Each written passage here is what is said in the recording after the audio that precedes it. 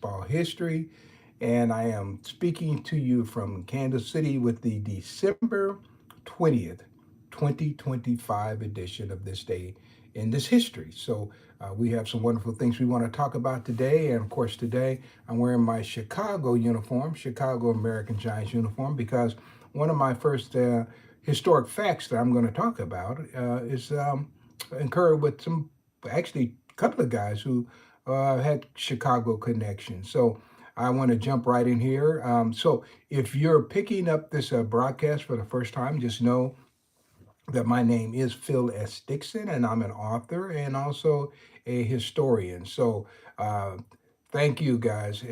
Thank you. And let me know where you're joining from. That would be great. I have somebody here who's following me who gave me a great tip the last time because I came on and you couldn't hear me. So anyway, I had to straighten that out, delete that one, and now I'm rolling again. So all right. So thank you, guys. I appreciate that, and that makes me feel a lot better that you can hear me, right?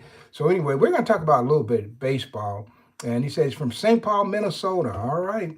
I love talking about Bobby Marshall and Walter Ball and the St. Paul Gophers, the Minneapolis Keystones, all of those great teams and up in that part of the country. Some great history when it comes to the black baseball experience. So let's jump right in here tonight and and let's get busy. All right. So we're going to go to December 20th, 1931. Okay. So Joe Lillard, former Oregon running back from Mason City, Iowa, and a member of the Chicago American Giants. So you see, that's why I'm wearing this uniform, along with quarterback Hallie Harding, who was born in Wichita, Kansas, a former shortstop for the Kansas City Monarchs. They led the Chicago Blackhawks football team to a 20-6 victory over the West Coast All-Stars.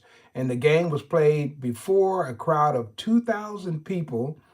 These are enthusiastic fans at Los Angeles White Sox Park. And that is the park where many of the Negro League baseball games took place out in the Winter League. So anyway, All Americans Duke Slater and Fritz Pollard were also members of the Blackhawks. Did you know that there were black professional football teams? Uh, very comparable to the Negro Leagues and basketball teams as well. And so this is some history I get to talk about because several of these guys who played on these teams also participated in baseball. And Joe Lillard is one that I love talking about. Joe Lillard actually played in the NFL with the old Chicago Cardinals. You ever heard of Chicago Cardinals? I think that Cardinals name had moved around as much as anybody from Chicago to St. Louis, down there in Arizona. If you follow this history, it's pretty interesting. Even back then, in the 1930s, the NFL had a team in Rock Island, Illinois. Just imagine that. Um, and they didn't last, but anyway, that's all good history, right? So I just want to mention the name Joe Lillard. Joe Lillard. And Joe Lillard was an all-around athlete, played baseball, also played basketball too, and the same with Hallie Harden. So these guys did a lot, and Hallie Harden ended up being a great writer. I've written some things on boxing, and I've referred to Hallie Harden quite a bit because he ended up in Los Angeles where he wrote for a newspaper in Los Angeles. Quite the writer and quite an astute sportsman. All right, so we've got a few more people joining. If you let me know where you're joining from, that would be great. I appreciate that very much. All right. Okay, somebody said they appreciate my live stream. I appreciate you joining, taking some time out of your day to be with me as I do this history all the time. So let's continue to roll. All right. December 20th, 1949, Negro baseball stars Reese Groose Tatum scored 23 points, and Nathaniel Sweetwater Clifton scored 10 points as the Harlem Globetrotters notched their 55th consecutive win of 1949. That's a lot of wins. And see, most people don't understand how basketball was played back then. Most teams, most towns had teams. And the Harlem Globetrotters would book themselves, and they were playing more serious basketball then, but they could also clown around. If they were beating you pretty badly, then you would start to see more clowning. But they were so entertaining that people just loved the Harlem Globetrotters. But they produced some really good basketball players during that period. Reese Goose Tatum, who also played for the Indianapolis Clowns, was certainly a great baseball player. And then you had Sweetwater Clifton, and I talk about this. I'm going to do a broadcast sooner or later that talks about all these guys who were over 6'3", 6'4", 6'5", even up to 6'7". Yesterday I did a broadcast talking about Walter Bond, who was 6'7", who played for the Houston Colt 45s, and so these were guys that were massive in their height and they were had ability that was amazing. So Sweetwater Clifton, he played baseball before he went to the NBA, and he actually was one of the first African American players drafted in the NBA, and that was in 1950. And who did he play for? Let's see, 1950, New York Nets. He actually took the court November 4th, 1950, with the New York Nets. So that was Nate Sweetwater Clifton. And if you go back a few months, I talked about his initial NBA game in one of my listings just a few months ago. Uh, and so, anyway, Clifton made his debut with the New York Nets. Now, another guy who was really heavily involved in his background prior to getting to the NBA was a guy named Elwood Parsons. Now, I did have the honor of interviewing Elwood Parsons in Dayton, Ohio. Dayton is one of the places that Sweetwater Clifton played. This is after he graduated from high school in Chicago. And he played with Elwood Parsons. And I was fortunate in I think it was 1983, I went through Dayton and had dinner and did an interview with Elwood Parsons. I remember he took me to some swanky restaurant. I was probably about 24, 25 or something like that. And I just ordered a hamburger. And he said, man, took you to a place like this and you order a hamburger, you know. So anyway, it's kind of interesting meeting Elwood Parsons. And he was a cousin to Jelly Taylor, who played for the Cincinnati Tigers and the Memphis Red Sox and was a World War II veteran as well. So Elwood Parsons, not many people interviewed Elwood Parsons. He was a promoter, and he also promoted Negro League teams into Dayton, Ohio. So that was an honor. And how about this one? I interviewed Sweetwater Clifton. Because Sweetwater Clifton, when I interviewed him, he was driving a cab in Chicago. And that's during the period that I interviewed him. That was his job. And most people wouldn't know that. So I'm giving you living history that you're not getting in different places. So I think they do talk about him driving the cab, but actually I interviewed him during that period, these two men here. And so anyway, it's just interesting history. All right, so let's keep it rolling. December 20th, 1993, Memphis Red Sox infielder Marlon Pee Wee Carter died in Memphis, Tennessee. And how many of you ever heard of Marlon Carter? Before I get into Marlon, if you're joining me, go ahead and let me know where you're joining me from. That's always interesting because I usually know a little bit, or maybe have I presented in your town. And by the way, I have presented in St. Paul. Yeah, it was many years ago. I hadn't been back recently, but you know, when you've been out here for 40 some odd years, you go a lot of places. But yeah, I was in Minneapolis, and on that same event was Ted Double Duty Ratcliffe and Lester Lockett, where they were there with me, and we did a program there. I think that was like, man, I want to say that might have been the 1980s. 80s. It was between 1990 and maybe 1994 that I performed in St. Paul. Somebody said they're from Saginaw, Michigan. Man, I'll tell you what, Saginaw is a city that the Page Finch Giants played in. I don't know if you've ever heard of the Page Finch Giants. You want to go back to 1895, 96. They had that great team with Pat Patterson and who else was on there? Charlie Grant was on there. Grant Home Run Johnson was a member of that team. That was a good team. I would love to do a little bit more on them. Saginaw, yeah.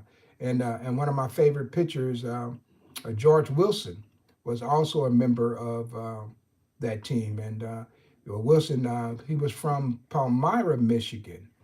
And somewhere in this house, I have some wood from George Wilson's house that I was going to make into a frame. I've never done it, never completed that project, but I do have that wood from George Wilson's house. And George Wilson died, like I think, like it was pre 1920, maybe 1918, something like that.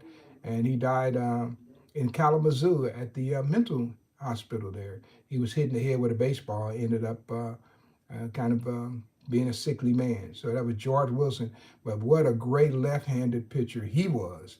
And I actually featured him on a baseball card in the 1994 edition of the Ted Williams baseball card set. So yeah, that was George Wilson. And I also talked about him a lot in my book. I'll show you a copy. This is my second book, and it's the Negro Baseball Leagues of Photographic History.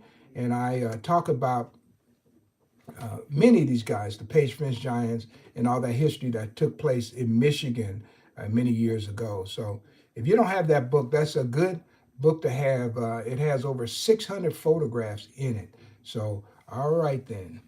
All right, so let's keep going. Oh, okay, so I was talking about Marlon Carter, so who died on this date in 1993. One of my greatest memories about Marlon Carter happened on September 17th, 1983. I was in Memphis, Tennessee, and went down there to interview Marlon and some of the guys in Memphis. And we went out to a barbecue restaurant somewhere in Memphis. I couldn't tell you what the name of the restaurant was, but they had the TV on, and the TV was on the Miss America pageant. And so we're eating barbecue, discussing baseball. And that night, and I always remember this because it came down to the final people, and Carter and I were sitting there trying to guess who would win the Miss America pageant. And Vanessa Williams won that night. And that was September 17, 1983. So I always will remember where I was with Marlon Carter that night eating barbecue ribs in Memphis. How about that? Man, you can't make this stuff up. I'm telling you, I've had so much fun and so much joy just trying to chronicle this history over a lifetime. The memories just pour out whenever I start talking. So as I, so from the hamburger with Elwood Parsons down to the barbecue ribs of Marlon Carter. All right. So that's just stuff, right? Somebody said I would be crazy too if I lived in Michigan. Hey, in those days, just keep in mind, baseball players didn't have helmets.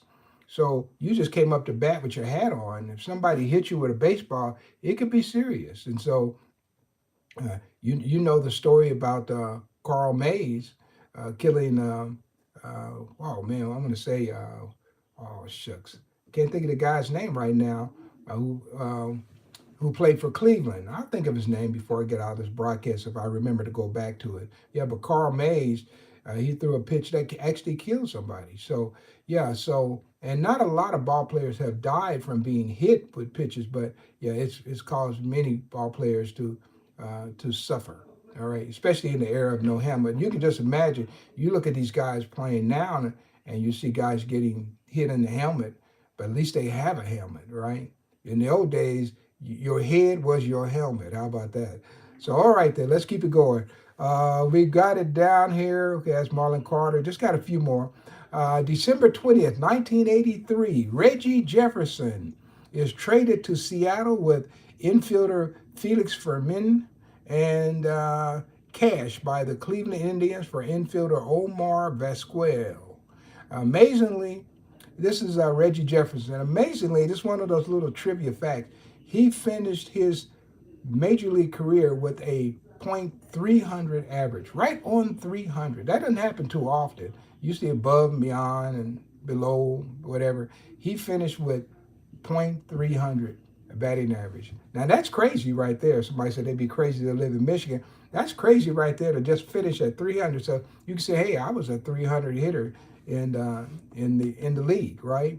So that was him. And then also interesting thing about Jefferson, he was mistakenly he caught pneumonia, So he was mistakenly put on the designated for assignment list instead of the disabled list. And this guy was a high draft round pick for his team there, and which was the Reds.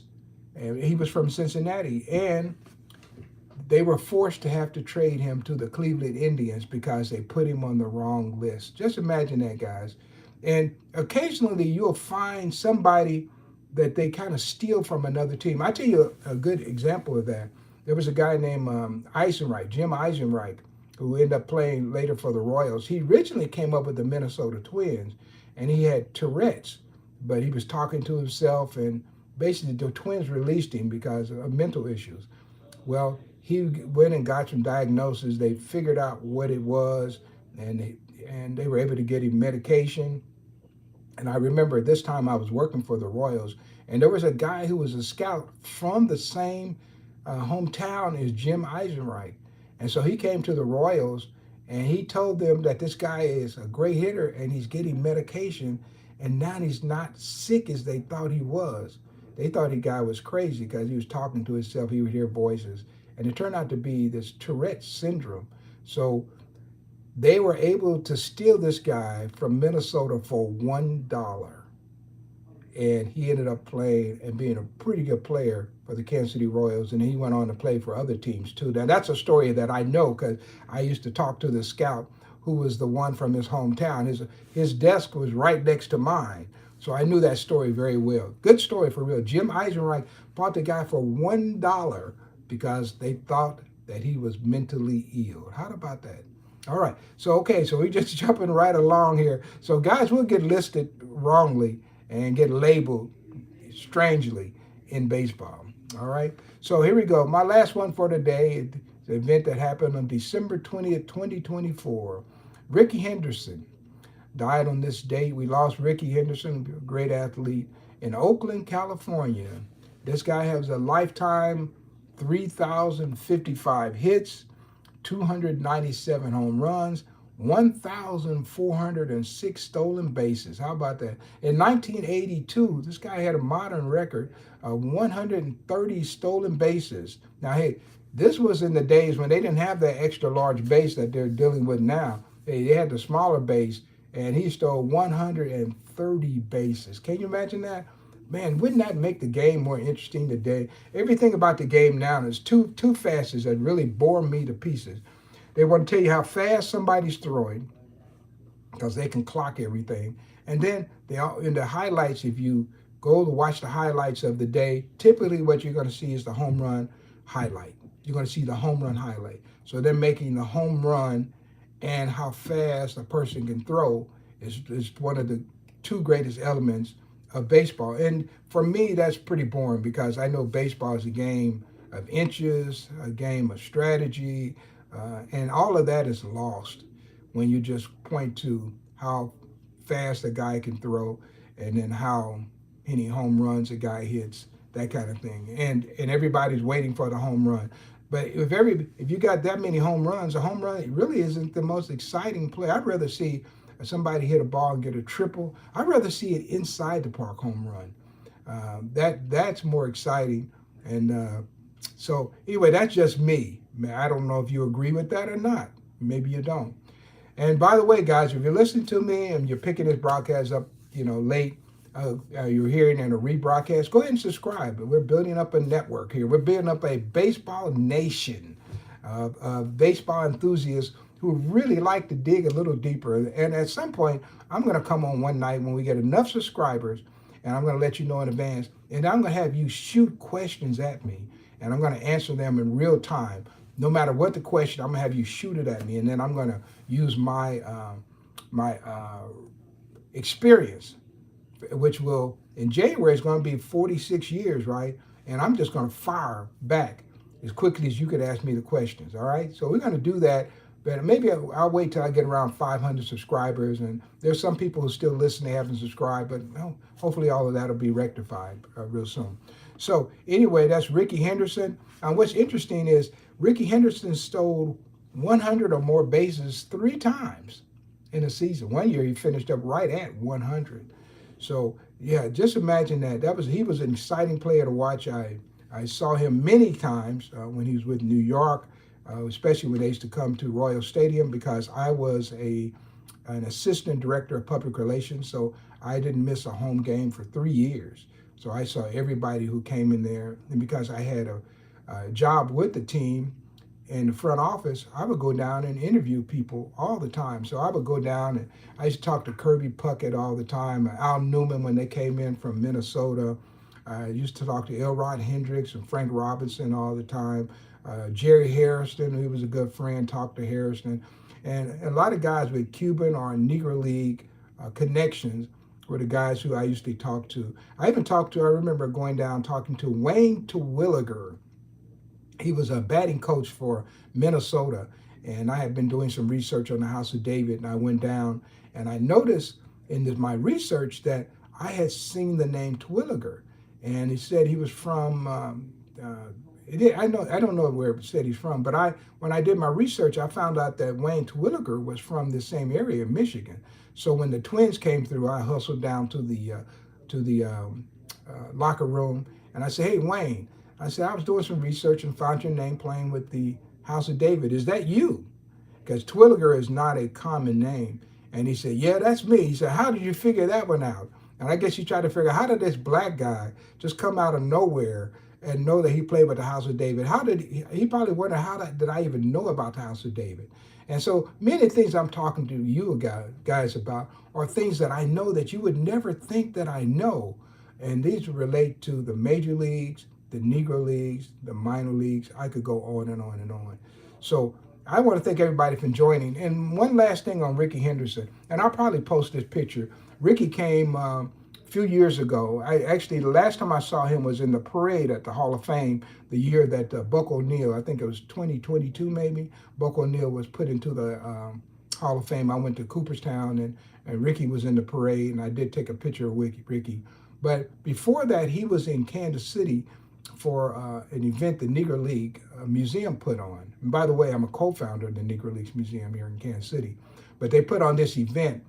And so I got backstage and my wife was with me. And I took a picture of my wife with Ricky Henderson, but didn't get a picture of myself with Ricky Henderson. Isn't that a shame? So I might post a picture of my wife with Ricky Henderson and the one I did not get. I should have got a picture. I did get his autograph that night and I have a program signed by him. But unfortunately, I didn't get a picture with Ricky Henderson, even though I was standing right next to him. So, hey, sometimes you just make mistakes. If I had kept the pictures, if I had taken the pictures of all the people that I interacted with through the years, it would just make a simply amazing scrapbook.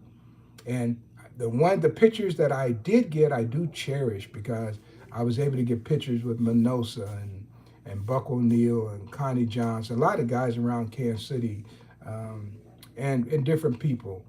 But I missed Ricky Henderson, and of course he passed away in December 24th, and that's been a year ago. So just want to remind you that, and I want to thank you again for joining me today with this December 20th, 2025 edition of This Day in Black Baseball History. Let me see if there's anything in here that I want to respond to. Somebody said they should bring that league back. And I guess you're talking about the Negro Leagues. They don't need to bring it back.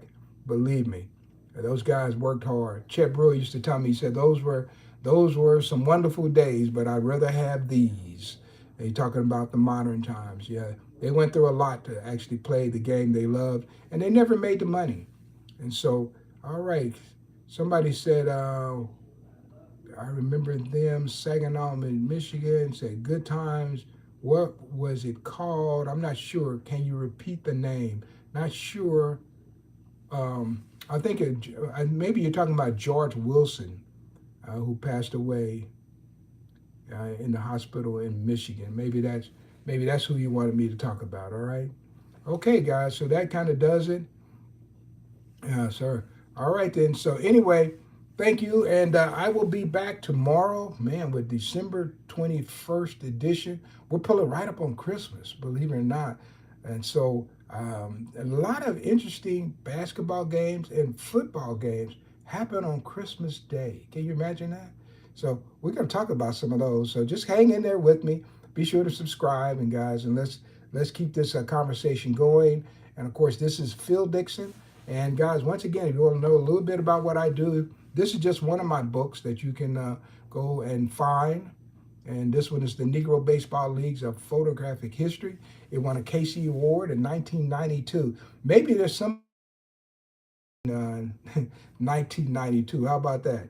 And so I've got books older than some of my listeners. You can imagine that. But that's what happens when you're into a history for 45 years. So, but my mind is still good. I'm still out here presenting and still talking about this game that I love so much, and a game I played not as a major leaguer, but just as a kid playing around, and you just fell in love with it and never gave it up. So thank you guys. And this does it for me. And I will see you real soon with another edition of this glorious day in baseball history that features so many of the Negro League stars that we're trying to get recognition for.